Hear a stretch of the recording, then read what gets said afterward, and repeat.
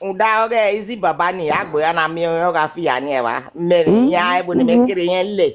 Oma ye ma we ni meri go awon yen wa ke yen gi go aturu asaboro understand. Ye wa gi go ni awari yere yen mi mu gumi. Ayi kuta gbon obo. Me ra beg gba no mo se me yo wa. O ma Ya bu ya o me bu. Biele Ye ne wa ki asaboro yen wa gi go aturu. Ye ma o te me wa ta ma we ge noro mi na dani mi na ne mi. Wo understand. Ona we onye gi go aturu. Na wa bu e de do pon ewe. Gbe to bu we na e je do so ewe.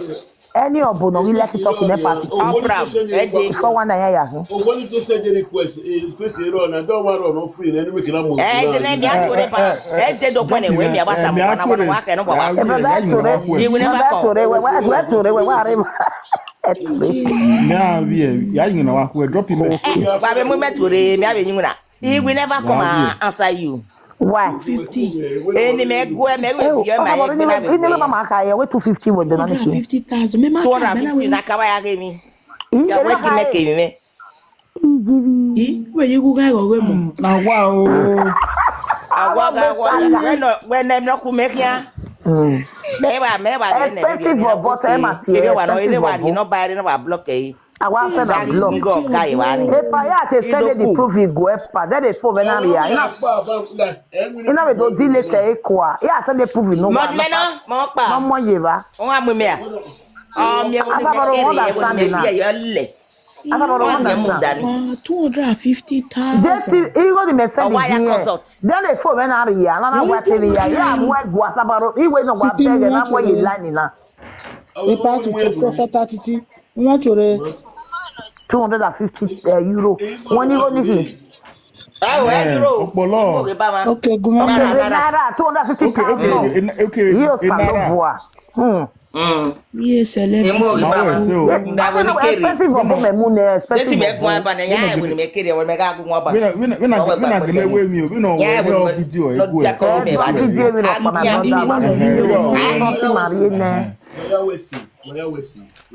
Something mariene. Baba si aye. Wa no ari go nene. Ma na ma ya de your born na gbe my mongo. Aro ete no gbe ti e pa ni o wa ko di e wa block. Aro 20 years go ni ge be there oni dame yo. O ma estimate na is 12,000 naira. O ma no estimate no be at the level do gbe tax le lo gi. Okay. The next one we te do kon ewe ya make. E de, o pe na de. We are here we Mafia wa no. Hey, power we drop here. Drop it go ga. Expensive for bow, emune. Mafia man wa mafia wa no. Expensive for bow. Yeah, me I want to understand when you ka. Expensive for bow. Oh yeah, o why you are going no we gbọ́dọ̀ sugwa pata ni se. Odo agyo do boya glass ya, odo awo bo be patiti ya we ba wo bo pada da. When I tune my name that oh, I will walk back here.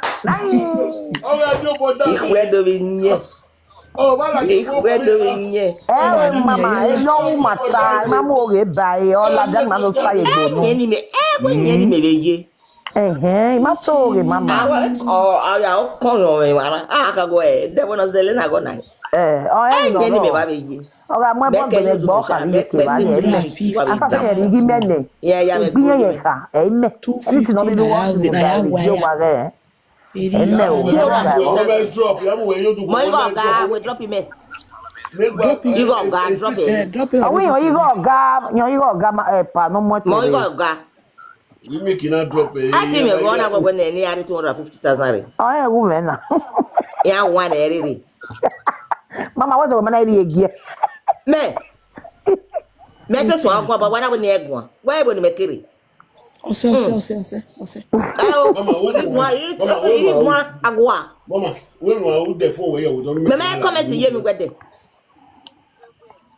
awa agbe o giga oga woni atama we me be le yan mo no we ji ye yellow ye we ba e yellow ewujo ide de o pe a e voice me ye e voice o pe a mama okay 62 years ba ye na mama no we you did no revo na A party could damn you. They didn't nobody tell you back. Why you go now?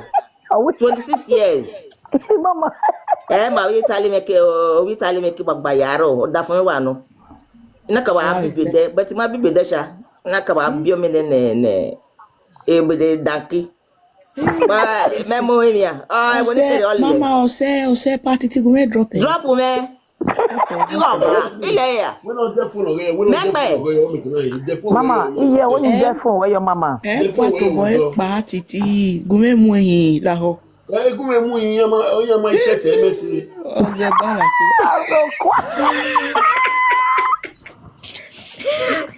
Oh, quasi. Não, Eu fui funi me. Mama, Eu fui me, eu fui agora. Agora não há no eu fui. Mama, we are. Mama, we like we tell you it's your way. Mama, we tell you it's your way. We swipe I Odudu. No make that line. Was there your? Oh wow, what to wa Mama, here? swipe.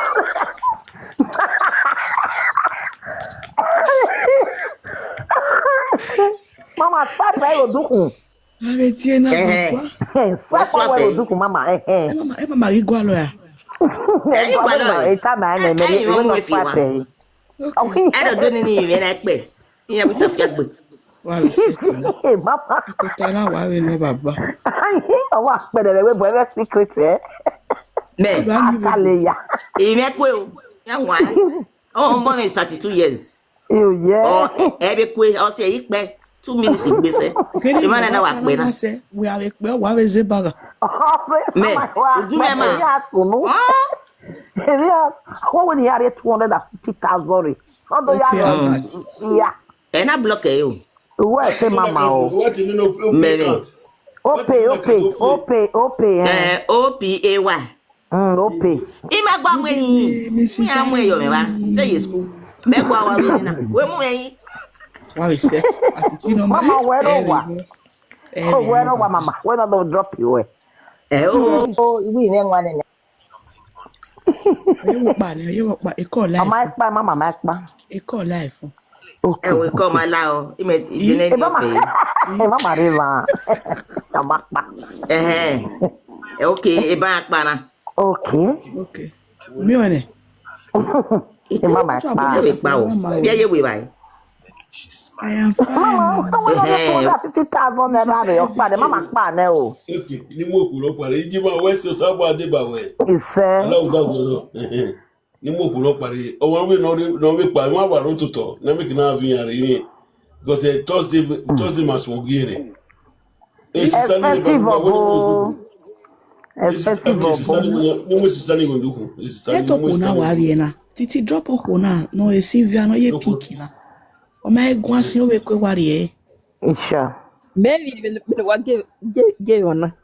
Okay, ore mut eh. Okay. Ibi mutu wa wa ye. Wa ge ona. Power tap is no toto. My we power tap is no toto. My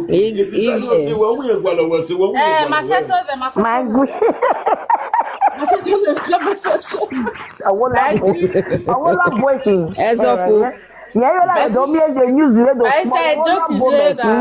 Anyway, why are time? I'm not believing you. No, I'm not my sister. Meg what to you? Yeah, I'm a social media person, no. Sister Saboro. Then the phone when I'm here. Epa, Titi. Then the phone when I'm here. Yeah, send information go. And I can see. It's on the phone. He sent the egg wepa. No, yeah, he ma Tori. Oh, man, no go on. Oh, you want to better than what here there son. I will get a market here. Many tea, me not know where. What up. Expensive of my chair. Oh, when mama, what my tea? May what here? And I where you're never were now. Ian, that was Kazet now. I may walk being like what we are going to do there now. Oh. Madam, I'm a waro. In a pan where men no and when. Away where we are. In our time, we marry tea, or no, what finishing a what tea. Come out not tea and on in ugly, what anyway expensive of all no tea. On it here, when I had the EV7, not the Fanta, not in a week. Upon the 300 and 20,000 already go. Awe mama ya ma understand ya na we man na dey we me rock. Ba wari go fear po. E man na dey we me na we no so many one time what. Uwa ya ga to na gbo ama ba ya gbe. Emni oni kan gwanani ya. Gwaya em no sunu si we ni ya na ade. Yo. Eti mai no sunu we no ya gbe magwa. Mama no mareva no sunu. Mareva. Ireva. Magele areva. Mareva. Beno ma ena dugu, ena igun to express. Ena igun yo to Thursday for expensive bobo. O gana me petu we. E ma no be lega, e ma no munana be bonya bungbe. So e ma na ni ame tie we ge emne Professor Atiti ga ata be petu ge. No we petu ge no do zenu nu e ma man. Ni ma make na okuna make na ga je petu we. Patiti. Patiti. Ohen no we ne gbe mama ita we han ko mo wa we aya ya. Ti abi wagun Epa. One of you. Those be under 419. They talk a little bonus say why agree with them yo. I will do call away.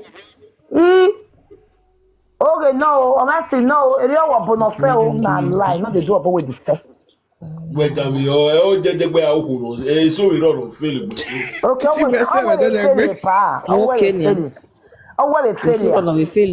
What failure? When I'm going to go and I'm failing. If I walk go fail, if I walk go fail, walk go fail. Walk go fail. Modernity secret of my wife, secret of my boy. Or say we so on when 7 days. It's so on when 8 months. It's so on when 5 months. It's so on when 14 days. Or say when we bomb my son or young when my son or yari hearts. Where's one complaint? It's sort of 2 days of picking, It's sort of 14 days of picking. It's sort of 2 weeks, so 3 months, 4 months, a pick. Beg you go. Meet October be December. Man, in mama ni bawe. The month no say ah, the month no dey no bani ladia. So, Oma can that way to work where we now. Oma can do Tori. It's sort of picking 1 month. It's sort of picking 3 weeks. It's sort of picking 6 months, a pick. Why you wear banana pa? Why you wear banana? No wa go wa. Go we fuck up isha. Omane ti right. Omane ma babere ko. Oh, who ese? Ikpa o damio. Etese. Omano we obugu ami. Ami obono no jada, right? Abe mi obono wo kan jona o iye. Then abe mi obo no yipa pe ran ya jo. And iye kemi ya ga seba e grade no. It's a dialogue. A negotiation yaji. One to boy ito boy yoga ona we back pena. We no ya se oluga no wanema babeko. O wanema babeko magic. Nkabo. We ti we back pena where ya ofu about it. We are dey gbe uki akpa or uki va depends. Ona ga bono gele we win no gele no. You get it? Mommy said I need to take care of that. You get it? Yeah. It's good. But if came with my soul, we my wagwal emergency. I wa we na ose. And obeso na rive do amina. When ya we mi inyaje gbi anjo nu. Obo ya gele we mi. Uso wo bo na nu emi we baka. Ubeso we ni alo. I to league benwe, alo mwewe, alo bolokewe, bowe kimi. So ma na gijena. Mwere. Ekuya ye le ni ya nwe ewie we ya eko. Ewie we pa we ni ya nwe eyiro, anya na te eyiro. U get me na. Ebie na te eyiro. Lawa. U get me na. So idioje on a problem ya. Imagine we are where you will go bone no be no bukan jona. Bra ni pakpe na jona. We do ake no wa piki we dere go fu. And the gbawo boni ne ipakpe na jona ra. Ni jiya wo kiya mu diana. Wana miya iya ga bonu iya temi ya no ro egbe. Oh Jesus. Obono temi ya no ro egbe fo, Except is anyway. Wa ko di recording your water lo no wa pa we azo e yo. Yes. We so ro when we zo iba. Gele miao dame o. Obono gele miao etize se no we no. O wa gbelo e ko kwa kan. Wana le so beso. E bege mi ni ata beton ohun e yare no. Okay. Amani re we bo ma wa gwale uwa time no ji he o. Awe no pope wa ro toto wa we ba. Eba ni mazeji. Because no lani no vivini e mati obo. Mami nu we ajo ni. We akwe no ta we na ri uta we na no ta we na ta. Eni atamawe. Ogbere. Yeah. Forget. I know that. On a different anyway, on a very good day, I understand. I don't want to bang. But what did you do? It's just I say. I'm not just a lobo. Popo. I will not just a lobo. Popo. Titi waka. One way. I have here. I will like them. Abi. Titi egbe wo we le o Atiti. Onwe no dudu na okwo na amo enwe. Wa hin o se ko we. Ye no ko yen wie ne pa, yen wie ne a. Wa e ke lo woni bi ko ne stroke mu awa. Awon yan tie do wie ne get here o saboro. O ne stroke mu awa e, o ma keke no wie o. Ahete no da mi mama na yo mo zore kakabo. Yo mo matare Yo mo mere, yo ti ozi na kwani. No. Obuwu. Mikari. Come on now, ibu se saboro yan la da TikTok. Aba bo na da la da TikTok. Gawe civilization we ro, right? Obuwu wa mi obeso na wa obun omila. Omila ni opa wa mu kian mu yo e ba ya yo na. Eso nia. Adawi gwa na mi. Eso ai vi omila. Yan vi sago, yan vi ziza. Yan do do wa wahala bai. Bet o pa veni ya. Oni e konyoge. Saboro, iwe pe pa ni me card ni ga. When okay. Obona ya ta ma wa bota. Obota my sister. Yene obona asaboro Oga bonu owo ya dewe. Ikewe bore na o. Owo donona. Iwe baba, iwe go we jo ko enena. Iwe baba, ijo ko ewe. Iwe gwe le o. Won no to ma me. Owo bi be so do ai. Owo di ya de ni owo no le isagin we no le sagin reke. Ekenya na azese na ekenya amu zobo yi o na le tamare. Ijo ko ni no ta ni when ya ya no when you there. Kuko. Somebody they walk fast. They walk fast. We are why you double again. Somebody me atam we na. Yeah, one we are go to madam. We no. Okay. Mais tu les as fait signe. Atiti do na ogwe magwan we no the Spanish.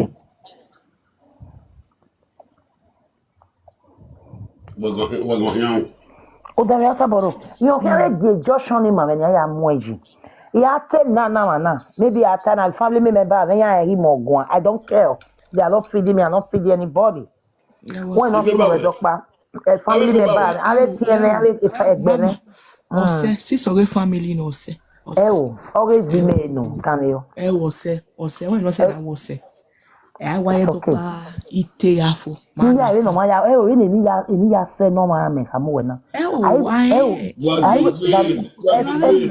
Ese no saboro ese no when is adane yo. He was the same saboro wa adane yo agboni ri uwe ni re mana. Ona ye na mi ewe a magical ese ni zo epa atiti. It be like magic for my it become like film. It was the same Ibi ekeso na wa lu de. Wo na sunu. Saboro. Obi de na we ni zo se ni jina zo ejo. Adani yo. Amewa ze ken gwa na ni we ni debe shovel na biole ni gbeji moto do ya ze se ni ma je we ra me de. But we ra me na we ni na ya ze se ni. Ya na we ni zo obi de. E machine na wa lu wo de. Ibieke agare machine, 2 boys, 1 girl. Epa. Our way nani. You know what? Delego talk. Big. Men I get any surprise me. Now you have moved be moto. Oh, when you are day. You must have my pa. Oh, no, can I tell I was zonking. What would mother you and I with my day? You come out about on my pa. You know about on my pa. What would mother you? What would mother you? You know what? Oh, man. Not too good. Loadooh. In your book. Americano.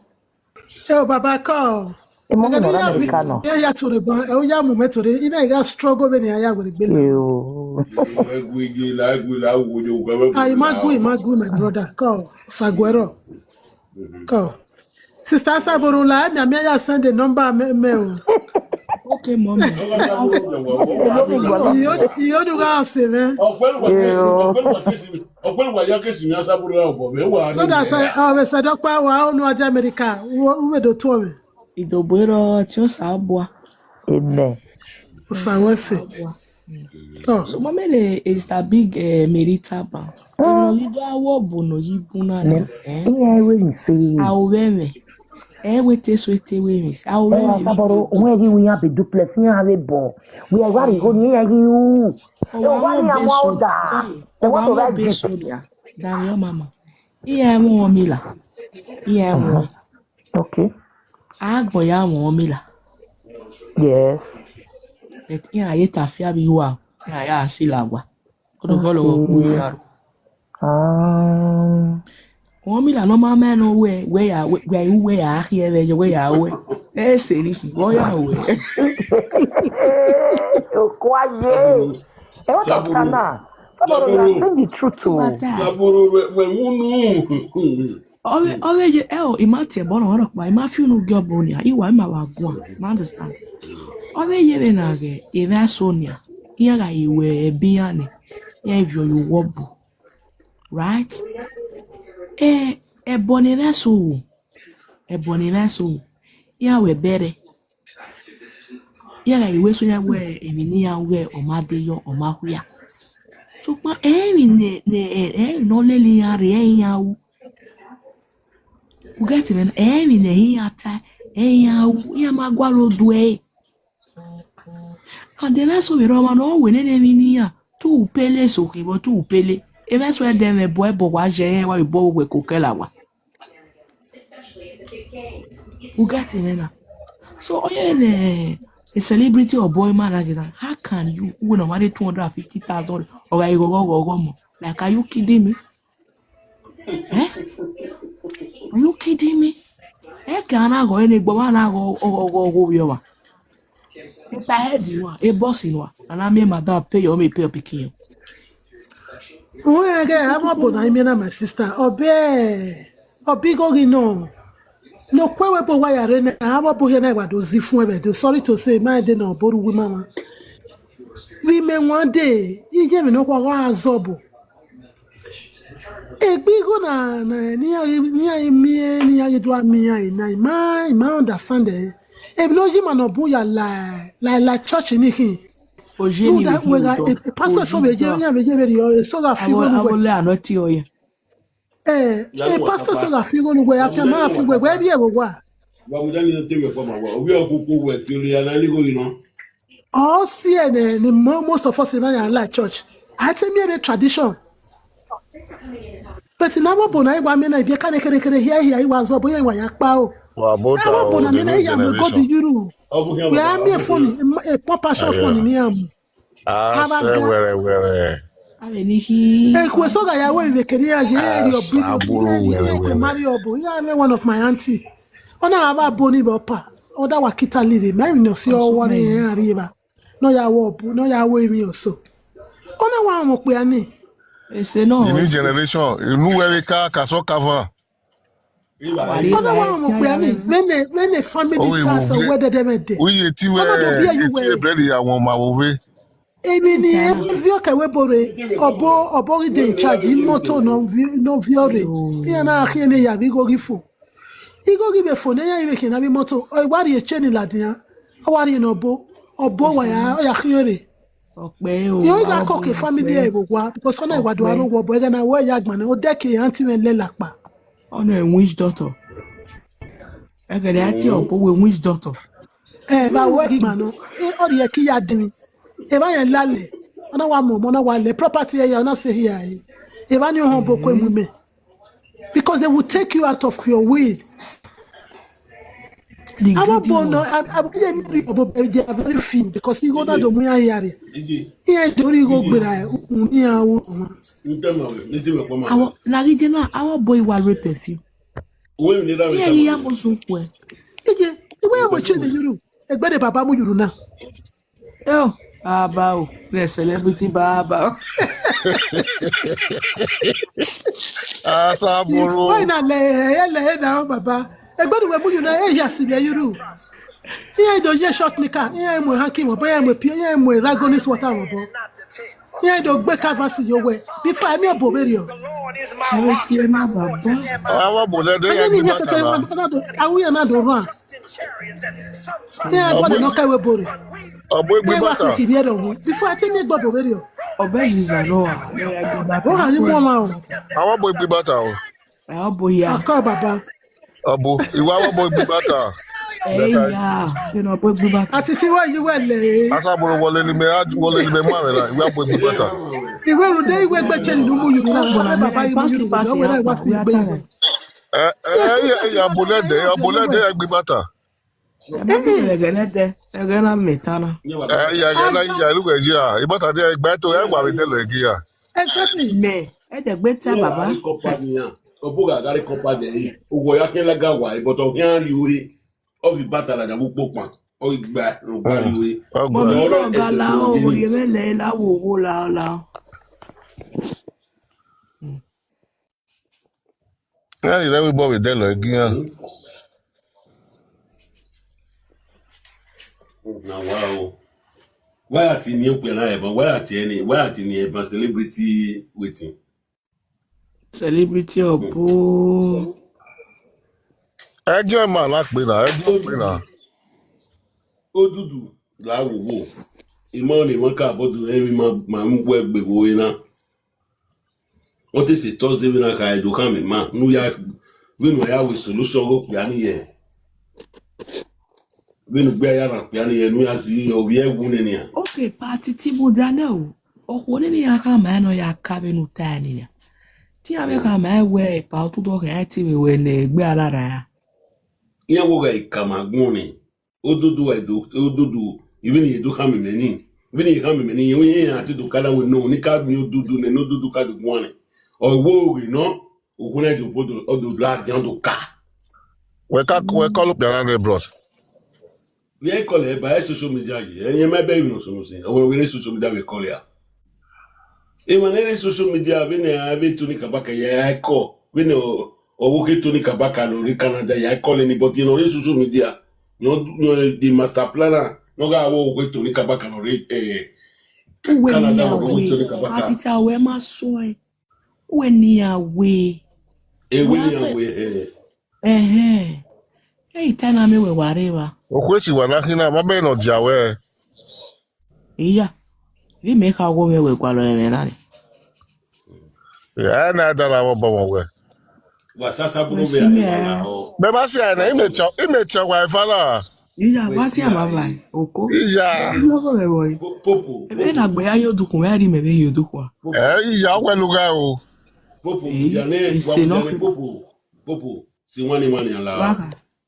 Atiti afina fa we kirikiri we se. E price amu e mo baba enwe ne. Wa intro wa intro. Atiti gwa kia un. Ma hia so na ze kwa so en we bros. We wa wo we. Atiti la. Enwe na ko ekle.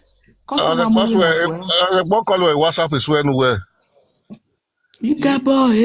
Na we people ade. Iga boy o. Ona megwani Jesu enori oba. Edega mugo ibogo bu. Owe ko ijaji. Iga boy o. Iga boy. Yari. Iga boy o. Ofu egbe. Ona megwani Jesu enori oba. Edega mugo iwobu. Awako ijayi. I will laughing now. What we are doing?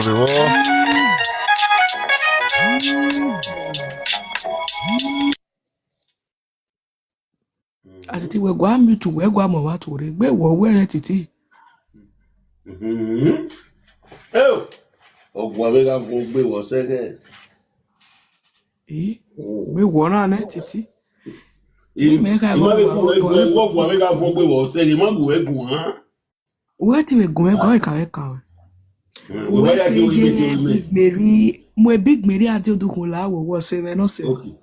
Okay, diri ma adi odukun. Omo ogbali wo ogbali to re make na mo ma adi odukun. Ogbali no ko odukun ni. Si so re ko. We mo to re. Imagwa sete. Big Mary. Big Mary send request in. Okay, Oma. Imi awuna no wabu. Papa ya wa he na Godomos. Wa ya wese. Iguma entertainment ni ra me ya isi u baba. Wa ya wese ya bo to ya ni eme. Ya je mi no ma wa emeji. Iwe me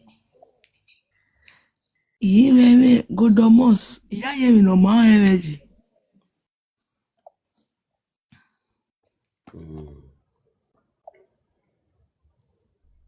E boss iro pa iro, e boss no karo ni. It will increase the boss. We no ma emeji.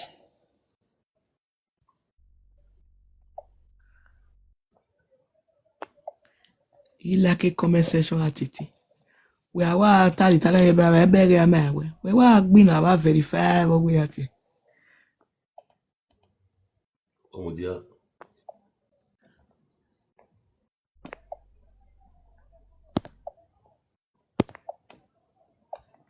I know you for being that year. All of us still young. Really? Hey, yeah. I hope I'm not bad. I'm a very good girl. Beautiful asable. Okay, oh, my sister, where can you talk about? You see me, Baba. I don't use you. Entertainment. Baba. Do have a wagare land if I have a deba. Thank you, mommy. I love you. Okay. Baba, ko why ko? Why ko ye wa to we gwero? Baba. Ko Baba. Da gwero, mama. Amen. Ko. O se mere. Wa pe bele no pe a. Atiti say abeg you said it. Epa, expensive obo. Why can me wona we no mu me ade lugan. Why you feel me? Expensive obo. Ah, de mi o eban. Ope no go ni ki awiyan. E o na ya son ope. Ikoni bu wa we rasaboro yan wa yo do boyan we oni awe we ni no bo. Abo I went to tell when mu never ni have ni yo to when it ya woji. Who don't know ya ha. Hello Facebook. I went to tell when Okwaji. Papa what I want to go para kama memba. What I want to tell when mu. Ani briza when na da wo. Na we ai pa. Lo le si egbo ni re. Yen na tell when mu to to. Ola mo Odudu. Àwọn yẹn máa wò, àwọn yẹn náà wò, ó DJ pè máa náà, àwọn yẹn náà pa o. Thank you also with you, amen. Why they hear na ena ne? Wa temu ya mo ye na we ya fi na yo te wona wa te do ma se we won O be wa temu yo ya fi ni mi yo to mu nu yo fi ko afi na yo to. O understand. Also me man. Na ibe to mi. Ni me la wa se veni. Ma me brother na igbajo wa ma na ya mi o. Eno me no ya mo ma dede asabo. Na brother me we o pe na na me ri live ma ka yan na de brother. Well, we will be live now, God forbid. We are somebody we are no ya mo ma dede. Ina we are Gigi. Is one at amada for me. No we no ya mo dede na that dey ma like What boni what walk where? You not a man. What work by you? Why you get here? I bet make una.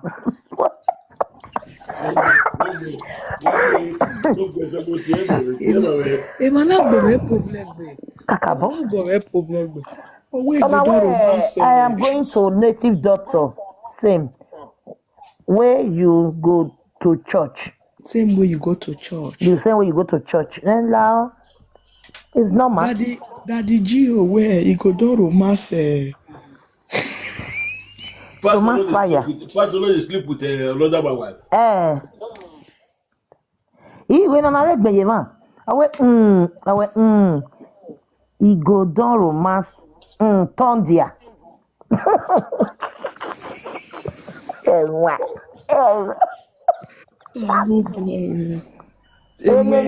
was so dry, expensive, but we be no yanya kan e. Uwe ya do e ke ya do e ba no wa e we. Sa lo ba e be ki ona e.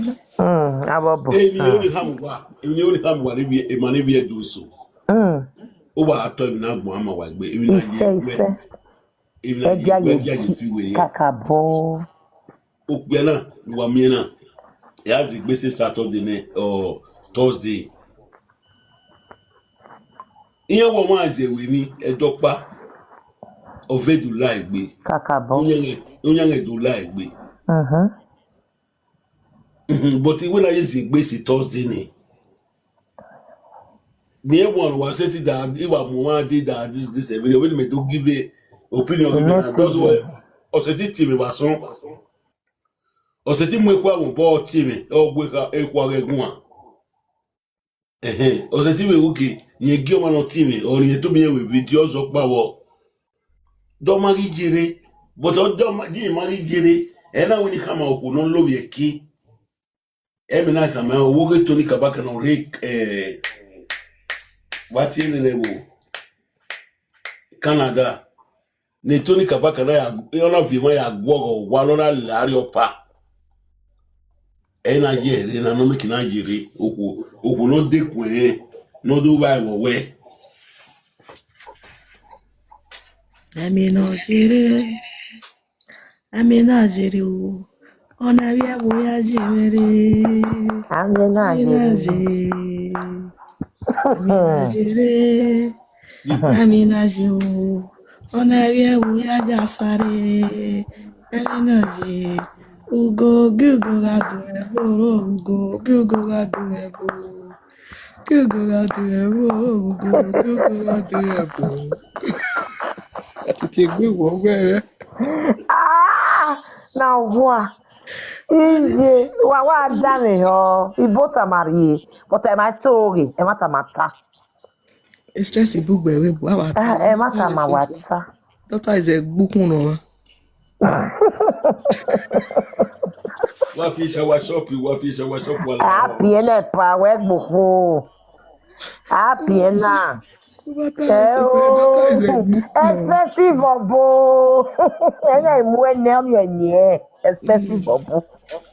Ote wo ni ene na we memo ene. Expensive obo no. Voilà. Wa go ga video no go vera no se kele vera ali. E maga inesi. Expensive obo.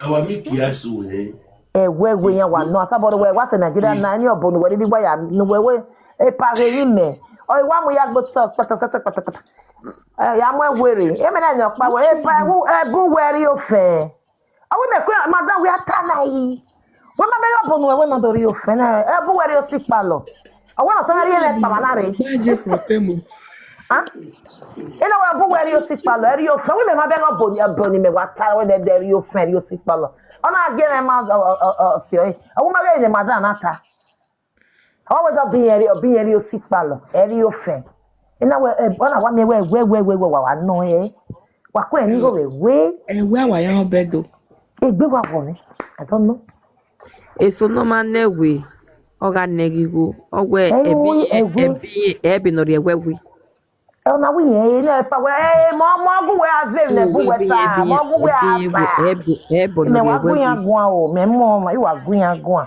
Oh, madam, la where do you akunje won bo? Okay. Okay. Oh, la do you akunje won bo? We are tie bo we e bo madam. We are yete no be we ye no we are go tie bo we. E do you akunje won bo we ni kama we. No no ta we e bo meri e fen ri e we. E ri o si palo. We le mi e bo no meri o si palo there. Unu wana wa ni ya madam. La o e do you akunje won bo madam. La pa ri ke no kede. And now where we ya go. We na we ya meeting we je wo do ni. We ya via we na we do agwalu we no ya ya we ma me we gbe ni pa na we na we o. Yi na ga we. Oh my madam we akia. Ima we do gbe we akia na. Ima we no gbe akia na me gbe. Ebi na yo koko ye we kun. Koko me sister. Sa gen we pape we. Ohun we na yo gboloke we na gbe. We never gboloke we aya zebu. Na aro boy we yan wa no we. Ma do we gwa yan. Ni ya koko bokin ya. Akobo me we ka. Ni ya koko bokin ya. Eni yan tana obu yen ri egwe. Because obugbe ni omi egbe ni. Wala wo. Iwo dara ya la ke tana e party ti gome se ke tana. Awa na ko dukwo wa me je ma ki ko dukwo wa me je me na tie bo na bo ma ko dukwo wa me je. Awa susuro ga won wa. Aveti. O wa do ma mu ara to we ya ti obo. Ese na. Amari hospital. Ne mu ari hospital ne. Awa susuro ga wa me. Wa ni so fa bo. Awa na we di jo pe na. Awa susuro ne wi awon wa susu. E ma na ya dewe go na dewe no gbe egun na pa wa na dewe no gbe re e. Awa madam lawo. E pa me rigo no we ya dewe na dewe ni gbege mekin a. Awa madam wa ya kai. Then I was a corona gbe na pa wa bege ni me bege le gbe na. Yo pa we ro ni ya une ma. E ma ni ya o.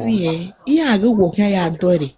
Enze we winu awa le ka o keke. O sa we wa understand here na. E no mame ka ya zese. E we no mami. Wa ya e so mame e we no mami.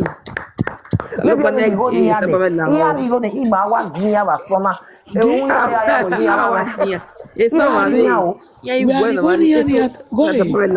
We ga ni go ni ya. Ade gume sesere o. Ise o. We ga ni ya to. Ebi pa ni aya we mi na ro e aya fi jo e mo bu. Kaka bana. We ti wa ka ki de na. Ya wa we ya mo bu o. Esu ahia iwe ya we ni. Ya we no wa we ro pa ni. Ya swe ni oni jo ya video e gi oni. Ya do swe ni we ja video ya mo. Owo wa de won wa na we na da de we ni gbege gi me we no. Na we pa me su po we a, igbege mekin a. Awe madam nu we bungbe na we o o na gwa wa te nu we bungbe igo me na hina igo me ya dre madam e pa egun egwa veri yo ni pa egun egwa veri yo o ya de we ni gbege gun me na o chip leki eri we ta mi me ya wo be so o we ate tutu imo wari ina me materi ge ya do ibo wa we le susu ave mi oga mata bo bete mi ya o o ya to agbe where ya de we go na de we gbege gi me pa na we na de we gbege na pa ma forgive you madam we madam Abi mi we gbege a e pa to be iwo to gbege yo when we na ya Tori I speak truth the worst of all na we yeah we customer we kere anyway but e ki wa yan wa customer awo boya e ki wa eso me no ya le biokin wo wa yan biokin le ni oni we ga na de ibi oko bot eju e yan gi je ki o ojo we kere o tayan we ala da between 4 to 6 you are right na si go kokone na je na ya gi jo we mi ya ye we baro mu ya di wa e wo yan wa bio da be lo kere kere bio bi o wa a drop a boot ya mu you are right ni wa me GP ni ro yan wa la GP yan o we madam dey for your motor Awo de kwa yin moto we kemi. O wa kale no gwalo. O wa kele no ni me. O wa ro e ba, o wa transfer age. Wa saboro we ya. Be ba me to wa na. expensive but me man go ni ya he ni because o ma we ni go ni ya he ni me ai wa ta na wa ya mo go get vu emi aro pa ya enwuna na aro ya video me mo giwe video no na we mo bio no which is not nice they no look we na ni mo ya say my sister tamame mo ya say we are ba to well opa to pa Ọlọ́run eri eze wa ri opa no wa re mi ya nunu we ya re cabin biscuit e merida kun ya iba ini go mi awe ya dele kuku yo ori vida mamele kuku we ero saboro mo to bo me wa jeze ne dene mo wa to bo me wa jeze ori ya ugarun opa na de gbe video the same thing ona le ya uke ona isu ni wa be na ya video e goni oh yeah ina we ba fi we ri doesn't need to be wise saboro iwi mo to bo me wa ri kini kemi me wa la we ki awe madam egin abego na we mera wa bi we ri me ma salo we bo na iso wa aboye ho atubo mo to bo me wa jo saboro be fie o ne dudu ya le 300 and something me yi jo do we je mi o iwe mo aboye abo ami wa no ade na ko na so ami wa no se de na ko iso ga wa ho yi ho ni ikakabo do ya to boy zoi iwi me wa ye kemi atamu wa secret na ma ni le yo do bo wa ya ku wa gwan wa wa church wa ri yen wo do me yo church e no sunu wa ni we na ri kemi sabolo wa ri 10,000 iya wa to na na te ya this side we do na we kemi give je be ni level ya wa be ya ne aya wa je ya wa view your way training ya upgrade ne iya wa eri ya nunu iwa ye be kemi mo ntamu wa na iya wa view ni mo to bo mi ari eze ni me ma like ni ya o na wo beso unero wo na idanu wa bono wa we no wa ri eze wa bono no ri eze ezake for example ezikotoki wa hia iwa unia wa dele mi ne po bayo si ko wa se wa ni mo ku wa se file kwa bare wa bonzo e dipo be ki po ba wa to eyo e wa adezen wa ka ma ezen ugbe no ezoriomo iya ijo do ba me ma ze igezu zenu ugbe o igezoriomo repeat transport ya ki po ba wa fi moto ari wa ya we wa abo hen ka mame awe mo tin po lepa awe won re gp yen fi 20,000 fuel ya wa de ye na pare de no hin mo bi ade for your we moto madam no we bungbe we na pa we ti agbe ni do de for your we moto 20,000 na okunu we no we bungbe na me wa nwa o di kia lawo go ya wa mi ogbe ya wa ri e to yo ijeni wa gba no ni wo we wa che bo pa we ga go bo ga mo phone ti we wa ma be express on ni madam yen we ni to wa ito me bana idabie ese no ese odiji iwa bona na we ya ni we ni one na but we cannot I think about let me say 2016 boy we ni me kwa wa son wa no so mo bona wa mo ki ade wa son I ma pa wo ina wa gbe mi yo e ki awe adame o so boro ina wa gbe pa yo e ki ani ije true to God I don't me tana I no dey lie o boy hin we are told ba boni ko ma awo ni me ku e wo wi mi adame ona we ni de ba ko ni wona na ni me ya ku e o mere we bo be dia o me wari mi na wa san sabore mana na wa di mi na imi na wa ona wa mo ki ad imi na spirit me ma na wa gbe mi yo kia e ma na the first person no cat here ne just you are the first person no cat me wo wi ya digi ai wa te ma we madam o di mi na no mi na pa ma mi ni mi na ropa ya bi kia ko kia ma na ni ya gbe mi yo kia na so iwa keke vie ko na wa we pa na wa gbe yo kia gbi eri wa ya ra ho wa na blood of Jesus ina we ma na te do we na edegbe ayin oni we wa mo yin ma re ya yo obedi e wa zo bo yo we wa igi obedi e ade iwa gbe asabo egu e ma na ono ka active mama iya egbe mu le gbe iya egbe o Di mina no mina pa ma mi mina ropa e no water. My way. Ah, already me gbemi yo ye kia ne. Ido ta ma we gbemi yo we kia wa so. Oh. E can yak ya wu. And you joy wu ne me ma ye o. E bu e no kwa ya mo e vie kwa We de e bu e no wa kwa. wu za. So na iwa la de Facebook. Odo alala ne. Oga we na maricon obo. Expensive obo marikita. Well, say, Oga alala ne. Ai. Abo be for one na. my say, No segbera na saboro we kwe wari go ni mia. Ibi so people lo. Maria, we are where. Eri ya jeze. Eri ya jona. Saburo uga asere. Usagere na. You how you are me, boy. Sagere. Gbọ́ na mi o, expensive obo dan. Ihe ga mú àfihàn máa yẹ dòdò mú àfihàn máa bá wa àfihàn máa. Ọkẹ́ wèrè gbèrè ta wọ́ọ̀rì etí 600 náà wèrè gbèrè lò ó ní mà náà. Ẹ láti mọ̀ tẹ́lẹ̀ wẹ́ yẹ. Ya go wa ni ya bolo. O wondero bu bolo. Ìgbéwò ìwé mẹ́mẹ́ wà wí tẹ́lẹ̀ rẹ̀ ta. O wondero bu begbo wa ni ya bolo. Obo we fake pastor. Ya go wa ni ya bolo. We have our bona. Asaboro we was so we are near we duplex near we competition. A duplex near we for my sister. True to God. Eya wow. True to Emory Nigeria na. Okpa bo so ameme. Duplex near wa mu yo to. Iye bo we nene. Okpa bo so ameme.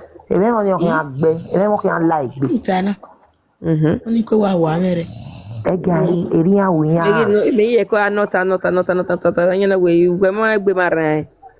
Ena nye no.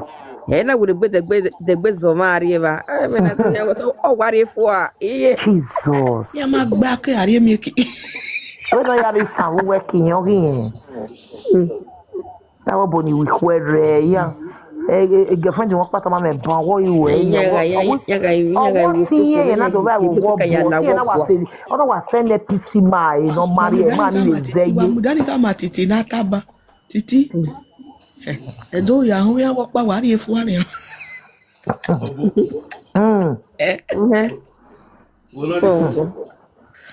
Jessica, me nwina we bo, we no me nwina we. You no me nwina.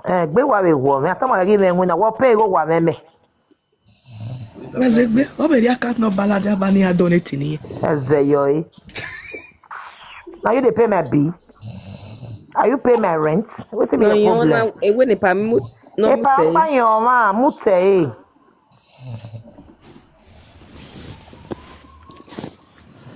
Nyaga you go ho never say no logo ma kana ila yaki. Na bi ho ni. Anyway, wa yi wa gbali ya yo to. What of care ya kan we near my sister? Wa no. Native doctors. Oya to. We are na yo double se no ze yin buy ko ya bi ameme eri yo double we dey go we feed me wo bo wa me abi re tenant yo wa we message ya wa bo like be wa gbo wa ye mani be we bo wa ya hin obi ugbo owu wa message yo wa we Titi ono awa no mo e Facebook page na yo no ni wa hin so ni we show yen no a you know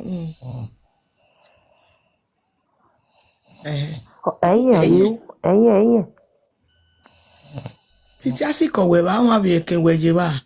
Awero one. Abi number 16 no. Number 16 mutoni. Imuti number 16 number 18 no a. Agima ya unwane. Okay.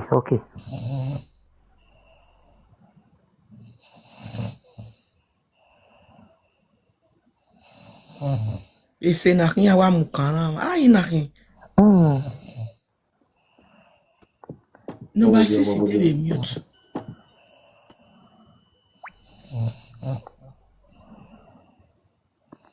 Yo ate vera yo mar. Valentino we no up here o. Brother pana te Valentino we no up me bro. Omutine. Oyero. Oyesa elfu ama mute. Okay, wa moja. Watu bwa omuto. Watu bwa omuto. Okay, Okay.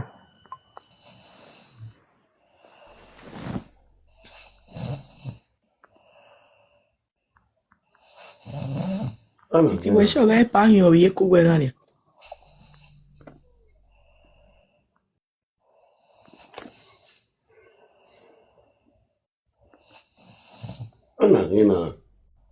Titi o ye u. Ya we no by 18 no. Omo lu be kuwa. Ya we no by 18 no. Titi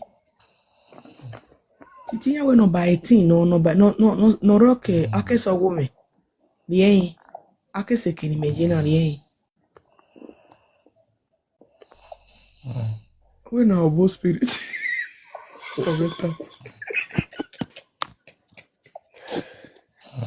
Ada Titi no we gba mama Tori. Ese no.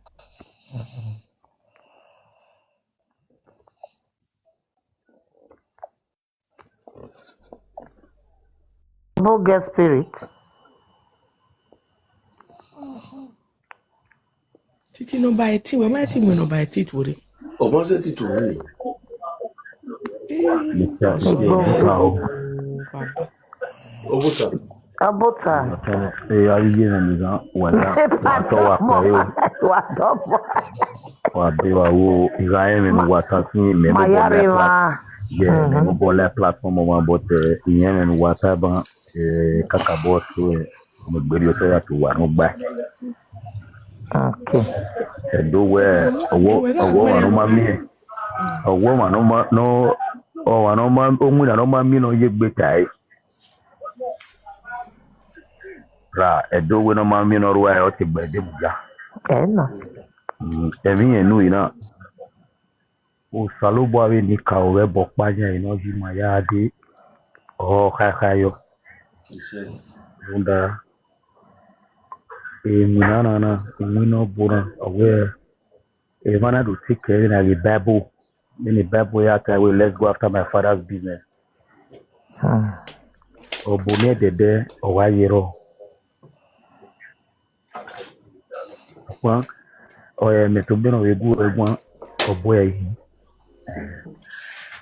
So, even realize that in your plan, my would walk with my name, you Ranabia, here, boy, you. A man of one winning Kauria. Nebo Panya in Yapolori.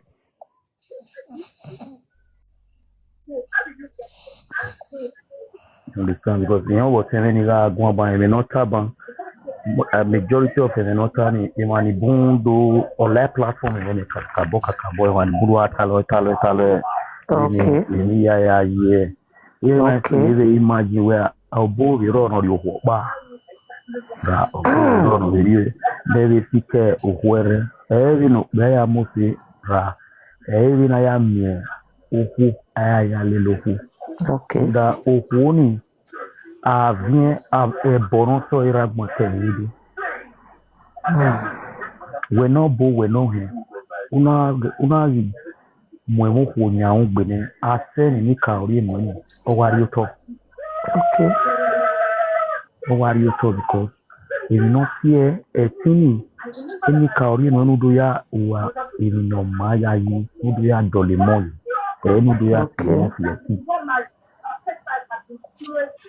Ẹni a sì mọ ìyẹtì ìdòbò àwọn ìdòbò pọ èrò alápọ̀pọ̀ àrẹ yà ìmọ̀gbọ̀ àlèkè ní àná àgbègbè ìwọ ẹ̀dẹ̀gbèjì ọ̀rẹ́ tó kéèké ní ìrírí ọ̀rẹ́ ayé. Ẹ padà náà ní tẹlifíṣàn rẹ̀ dọ́rẹ́ ni iná ya disturb ọmọ rẹ̀ ọ̀nà. Ok ẹ̀bọ̀ pààyàn ayé kèrè ìyẹn nù yìí náà tó ń gbàgbà yá fẹ́ ìyẹn sí ayé àbọ̀ wọn ni. Ohoro ma uwe dele ebi no tena na wona ari oboy ohore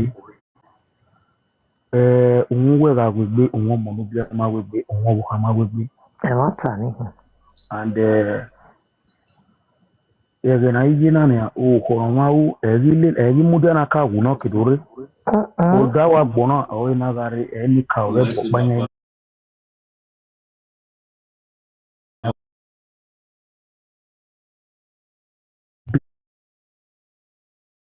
bono bi ne o we bono we ni we se ni ma ari we swing. While platform, while platform, we muna again ironi na kowe akita.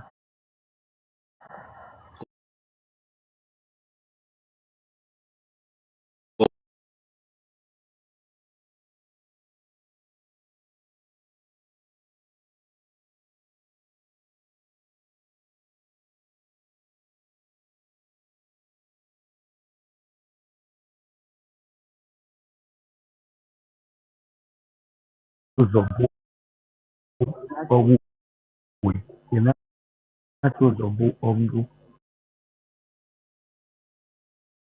ogu fuwe.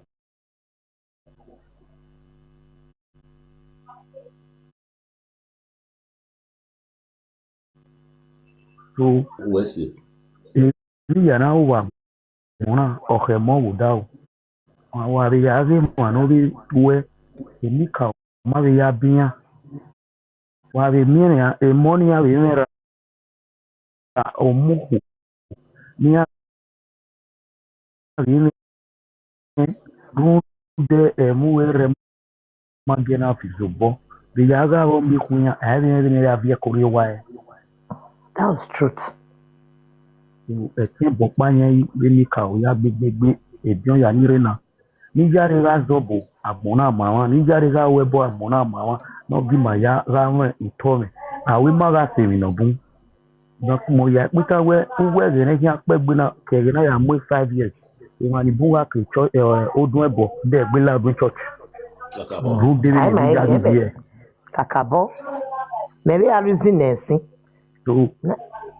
Irun kekele ni kakabọ tami wa de odun ebona ni bi and irun ni mere egbe na gun aga na ni bi etin salo bo ave clinical Ise ogogo ga lari e ma no bi webo ne ebo ni ga region ni anoma ogogo no ro ga sin ebo o bo no bi we ni si no bi ya do le mo ni ro wa ke bi si atomo o ga guwa alaguda o ga guwa runda o bo ne dede aye fia yani aye fia ni mo ogo e aye fia ni mo ogo e runda o ku no ho mo ni de no ya runda ta ku we ni o ke ku we mi en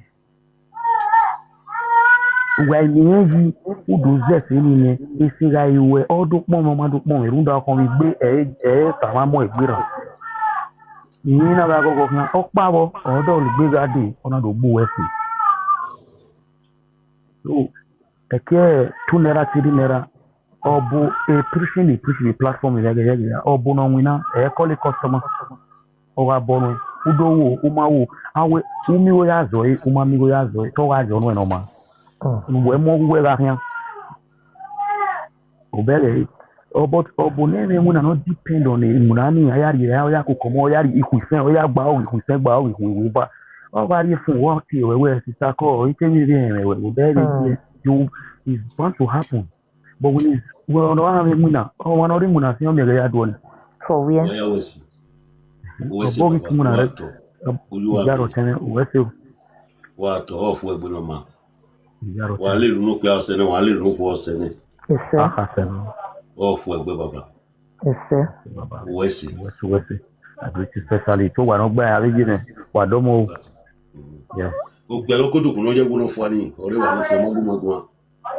Nado dale e pa mo to do ma no gun mo to. Patiti.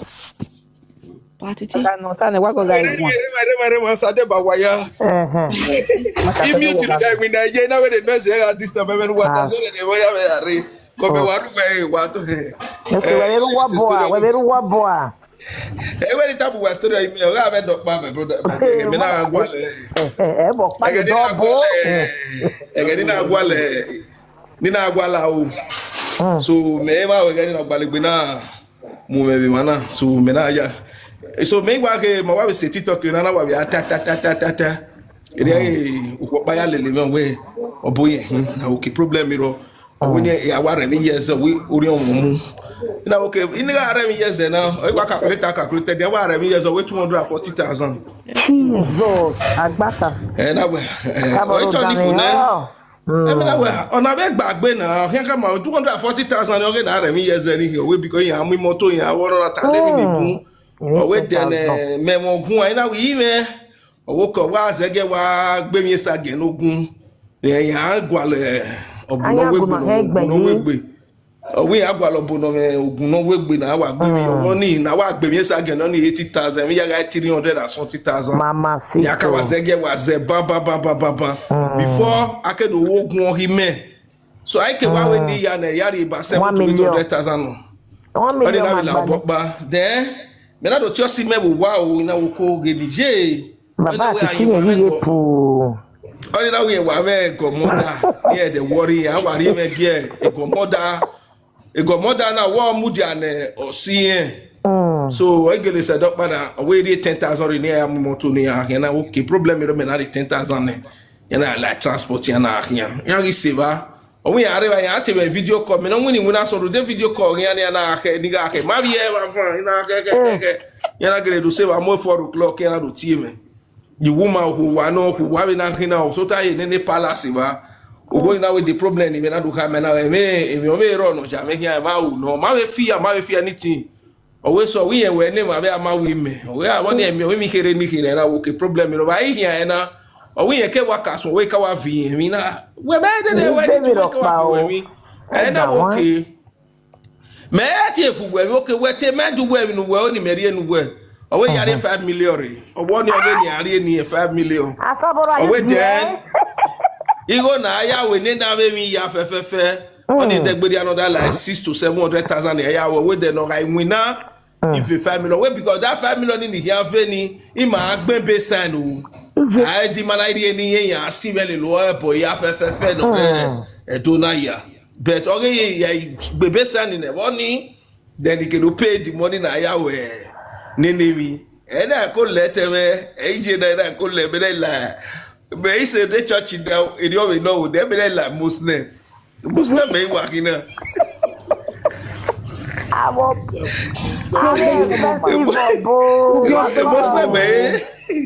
Muslim may walk in her. If our church in here, it can jobo, Maguale Kinola. Ikata si magwale gigi e church no gelele rumowa iya buwe majo ni church ni mejo iya buwo beto wetin wa bo wa na so ya only so ba we mi me o we ka bo wa ni church we wa ni dave road na ya mu gedege mu dia ni de ni na se de ya gi we to ya dele road your man you talk so abo ene we buwo because I didn't know back in that way. They only preach salvation. Magic. I cannot tell you. They're all winning in the root. People they work with faith. In your church, to salute. But